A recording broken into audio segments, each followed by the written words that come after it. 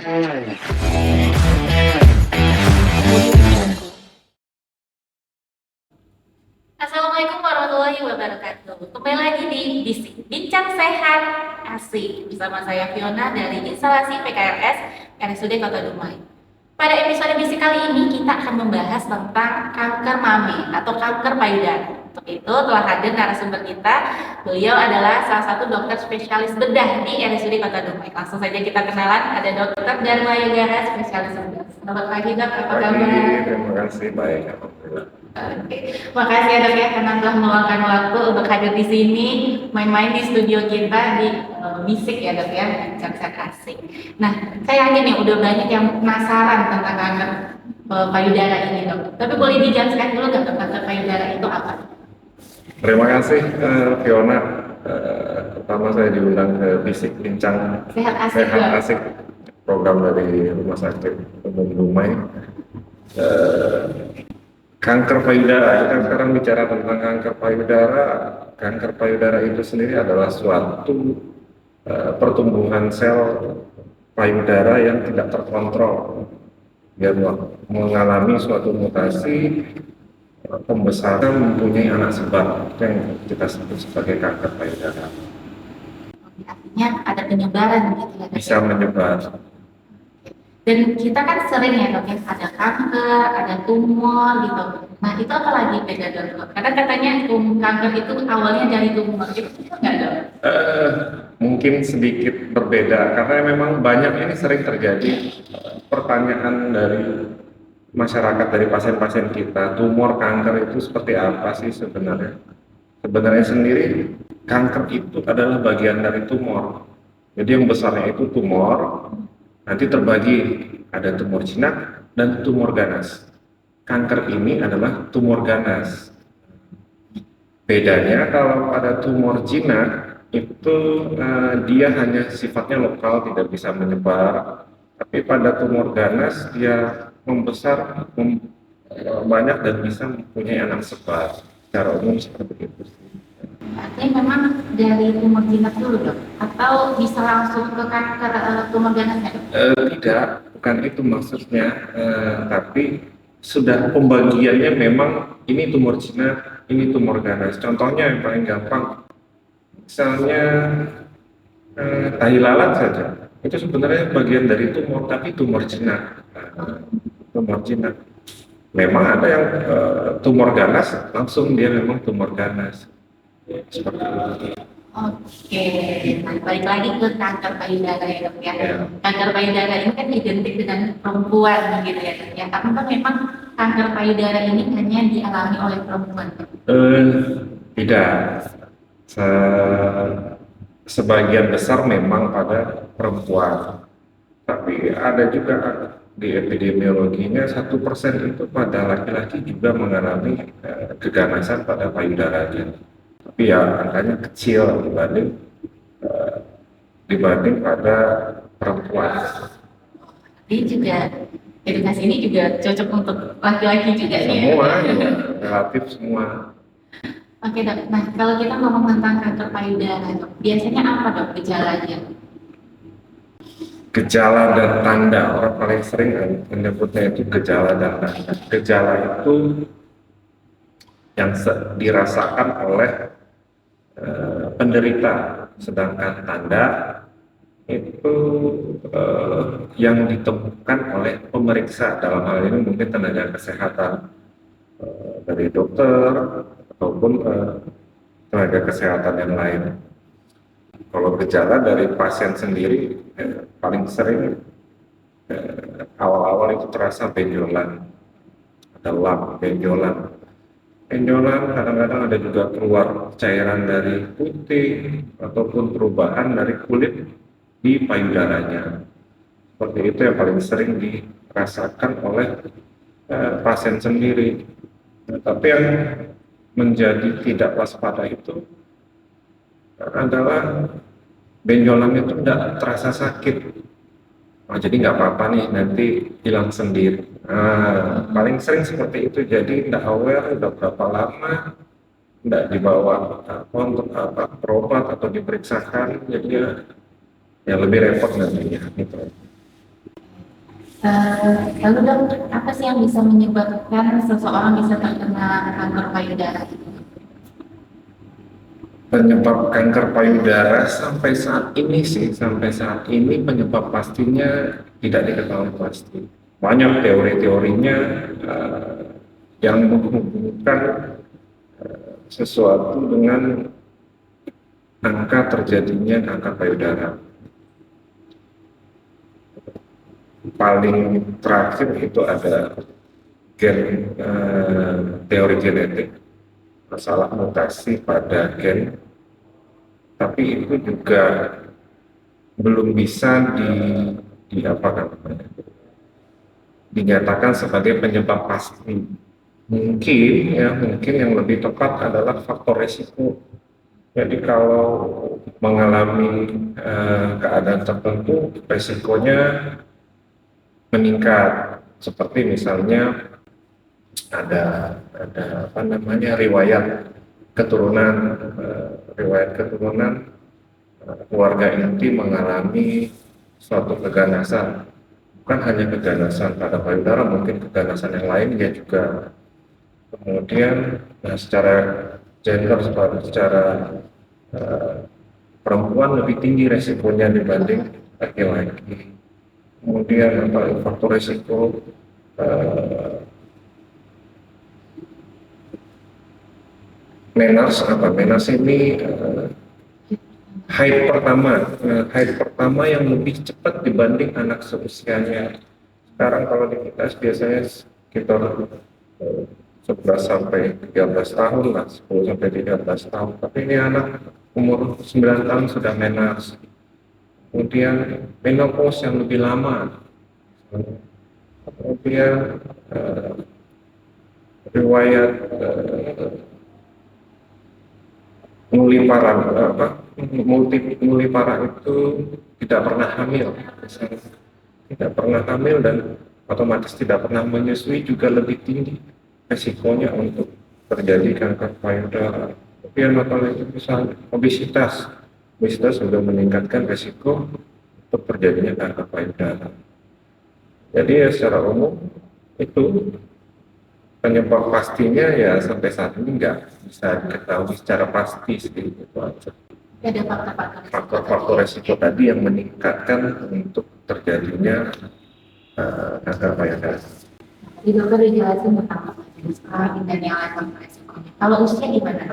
Apakah memang kanker payudara ini pengertian dari usia gitu? Lebih banyak yang muda, apakah muda bisa gitu dok kanker payudara? Kalau misalnya mungkin pengalaman di RSUD Dumai misalnya. Kalau muda, kita tarik batasan dulu nih, muda umurnya berapa nih? Kan kita ambil WHO aja, mungkin yang muda itu biasa di bawah 40 tahun. Angka risiko untuk mendapatkan kanker payudara itu memang meningkat di atas 35 tahun. Jadi kalau misalnya umur 37 pun ya termasuk muda, kan masih termasuk muda. Itu memang lebih tinggi dibanding angka yang di bawah 35 tahun kalau dari segi umur seperti itu. Padahal kan kanker ini juga identik dengan pembedahan gitu kan. Dan ini juga menjadi salah satu concern ya atau kekhawatiran dari perempuan yang terkena kanker payudara. Apakah memang kalau misalnya kanker itu harus diangkat gitu dok payudaranya? Jadi kita bicara ini udah ditegakkan dulu, nih kan ini kan suatu kanker payudara pada pasiennya. Sekarang modalitas terapi kita seperti apa yang bisa dilakukan pada pasien ini? Secara umum sebenarnya kalau modalitas terapi itu case by case, kasus per kasus itu bisa berbeda tergantung stadiumnya. Tapi secara umum modalitas terapi yang kita punya itu ada tata laksana utama, tambahan, dan tata laksana sekunder. Main treatmentnya sendiri, tata laksana utama sendiri memang adalah pembedahan, kemudian apa pembedahan yang dilakukan? pembedahan yang dilakukan itu apa jenisnya, apakah tumornya saja, apakah tumor beserta payudaranya, apakah tumor beserta payudara dan kelenjar getah bening daerah sekitarnya. Banyak modalitas terapi yang banyak jenis operasi pada kanker payudara itu sendiri. Di center pendidikan atau center kesehatan yang lebih besar itu sekarang sudah berkembang istilahnya menyelamatkan payudaranya, karena apa ya, karena pada perempuan salah satu mahkotanya itu memang payudara. Jadi kalau dia diangkat itu mikirnya tuh panjang sekali. Banyak banyak apa namanya ya, pertimbangannya. Jadi sudah diusahakan upaya pengangkatan kankernya tapi menyelamatkan payudaranya.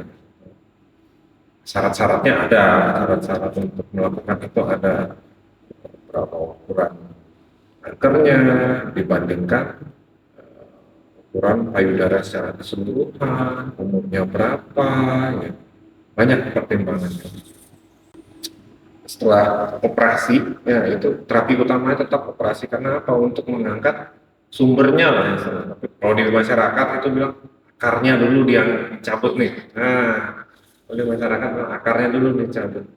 Kemudian apa? Menjadi masalah dia sudah punya anak sebar. Nah, untuk mengejar anak sebarnya ini harus ada terapi tambahan, tata laksana tambahan, adjuvan terapi, macam-macam.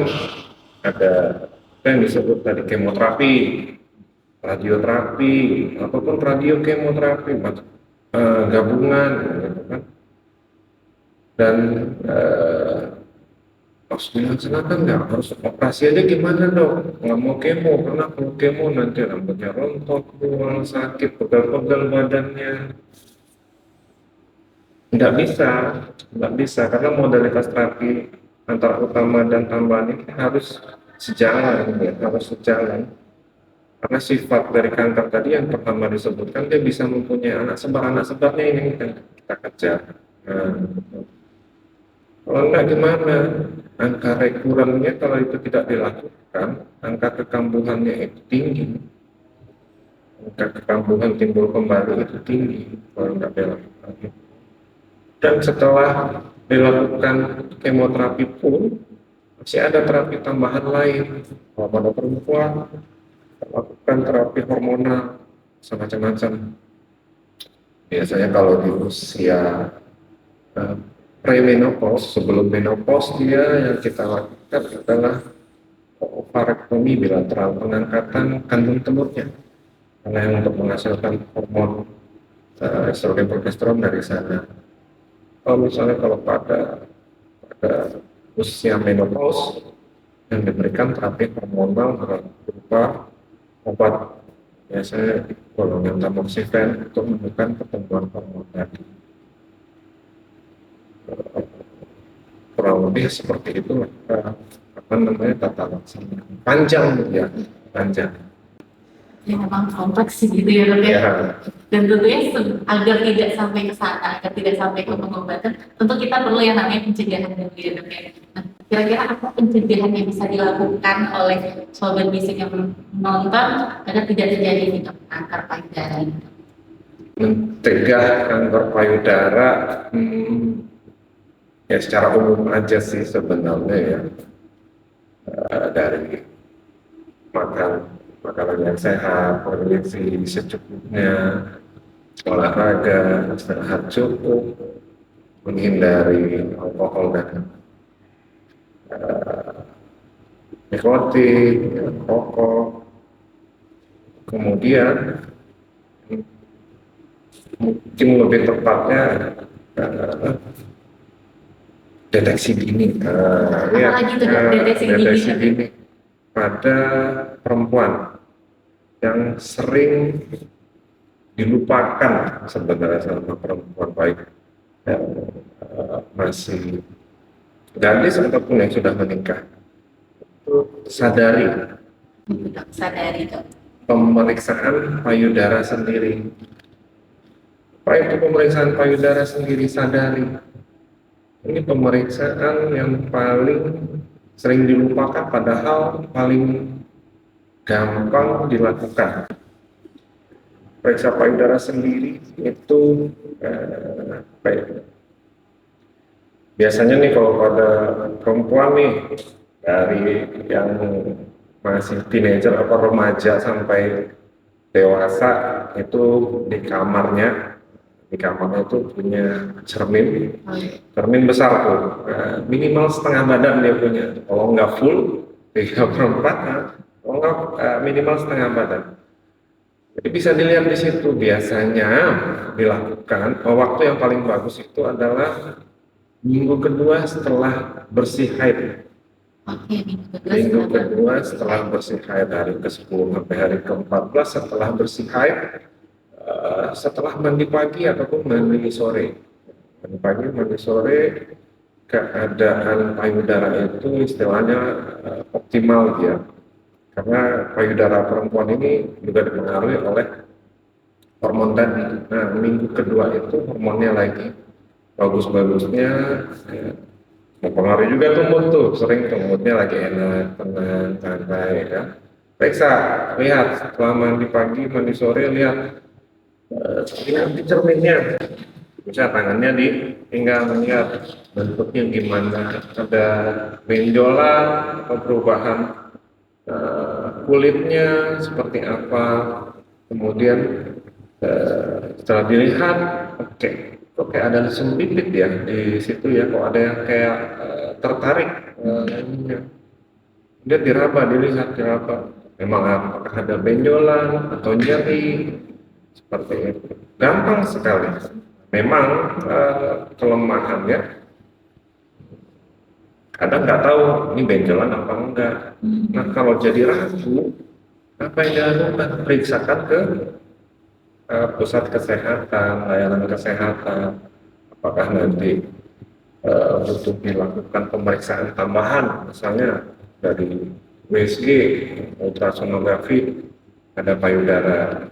Kelebihannya kalau di USG itu adalah benjolan yang kurang dari setengah senti pun masih bisa kelihatan. Kalau diraba kan kadang-kadang ini benjolan atau bukan sih, ini normal, biasanya nggak ada tapi kok kayak ada, seperti itu. Atau misalnya kalau pada layanan kesehatan yang lebih canggih lagi bisa dilakukan namanya mamografi, pemeriksaan pada payudara yang berbeda dengan USG. USG mungkin lebih sering dengarnya pada hamil ya, pemeriksaan USG pada ibu hamil pada payudara itu bisa dilakukan, atau mamografi, atau bisa pun dilakukan CT scan pada payudaranya lebih tinggi lagi. Kita sempat menyinggung ada benjolan walaupun 1 senti kelihatan gitu. Apakah memang setiap benjolan, kalau saya terasa waktu sadari, setiap benjolan itu pasti arahnya nanti ke kanker atau tumor ini? Ya, bisa macam-macam. Benjolan pada payudara itu apakah dari radang, minimal radang dulu, misalnya pada itu menyusui juga bisa berbeda temuannya nanti. Tidak semuanya tumor sih. Yang benjolan tadi itu belum pasti semuanya cancer. Tapi kalau memang pun cancer, ya sedini mungkin kita tangani gitu. Kalau sedini mungkin ditangani, apakah itu bisa sembuh sendiri dok? Maksudnya bisa sembuh, nggak perlu pengangkatan, nggak perlu kemo seperti yang dokter jelaskan tadi, itu bisa nggak? Mungkin kan kira-kira? Secara teori tidak, ya. Tapi yang bikin nggak waspada kita, yang tidak bikin waspada pasien ataupun masyarakat ini, benjolannya masih kecil, itu nggak nyeri, nggak sakit, nggak ganggu, dia masih bisa kegiatan seperti biasa. Nah ini yang sering abai itu tadi. Eh, secara teori ya, secara teori ilmu kedokteran ya pasti dia makin lama makin membesar, makin lama membesar.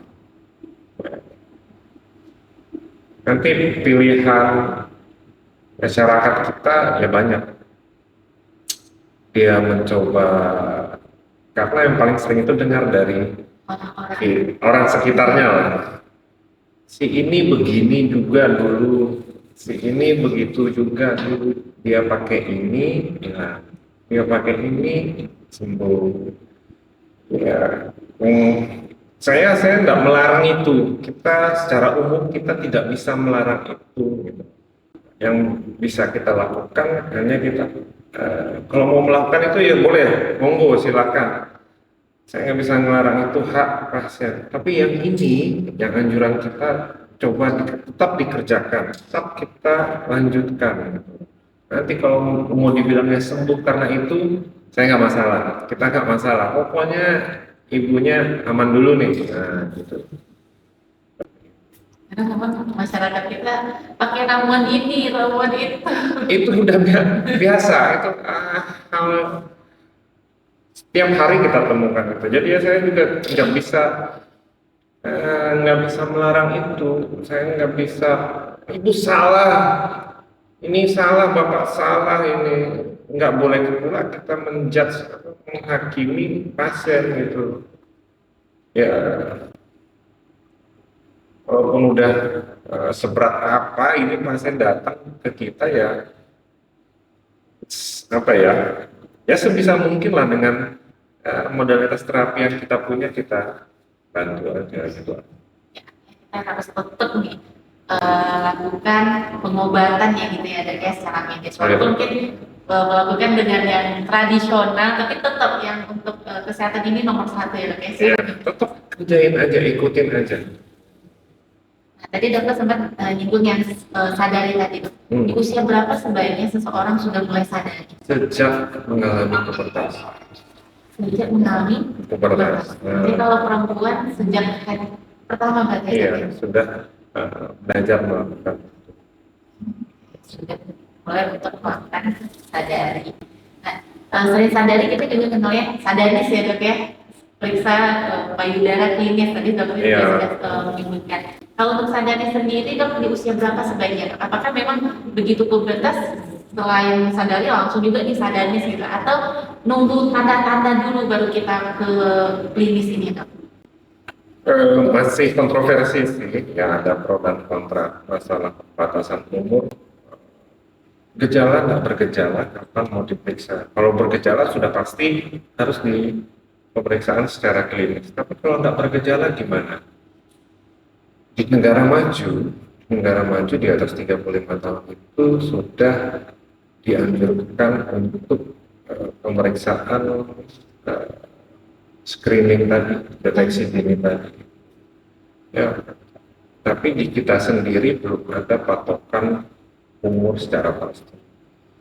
Istilahnya kayak gini nih, paling gampang gigi.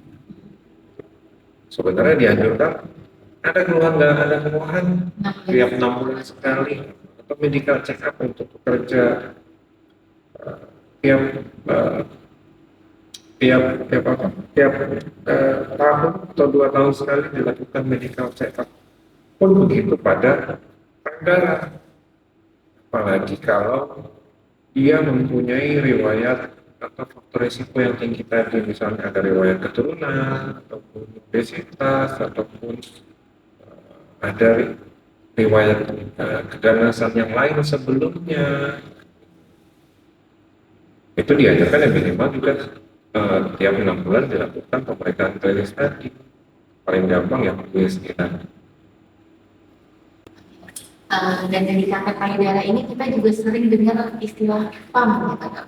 Nah ini sering juga nih ditanyakan oleh teman-teman sobat saya itu lewat Instagram kita itu tentang PAM. Boleh dijelaskan juga nggak tentang PAM? PAM panjangan dari fibro adenoma mamae. Fibro itu jaringan ikat, adenoma itu tumor jinak, mamae itu payudara. Mamae itu payudara. Jadi kalau misalnya Fiona manggil orang tua ibunya mama gitu, sebenarnya artinya minta mimi. Nah, gitu. Asal katanya itu dari sana. Jadi arti fibroadenoma mamae itu tumor jinak jaringan ikat pada payudara. Asalnya dari jaringan ikat. Karena payudara ini terdiri dari sel-sel, jaringan ikat, lemak, dan jaringan ASI tadi. Asalnya dia dari situ. Dia jinak tidak akan pernah berubah menjadi ganas. Itu yang pertama di garis bawahi. Dia jinak. Dia bukan termasuk kanker. Dia tumor jinak. Tapi bisa membesar terus-menerus dan menekan jaringan saraf di sekitarnya. Perawaannya dia kenyal, permukaannya licin, dan kemudian yang khasnya itu dia bisa digerakkan. Istilahnya kalau dipegang, lari dia ke sini, lari dia ke sini. Seperti mouse, ya kayak keren, sebesar-besar keren, bisa gerak-gerak dia, kayak seperti gerak-gerak. Dia mobile, tidak terfiksir. Kalau di literatur biasa disebut kayak mouse press, kayak tikus lari-lari gitu. Tapi dia di situ aja, nanti balik lagi dia ke situ.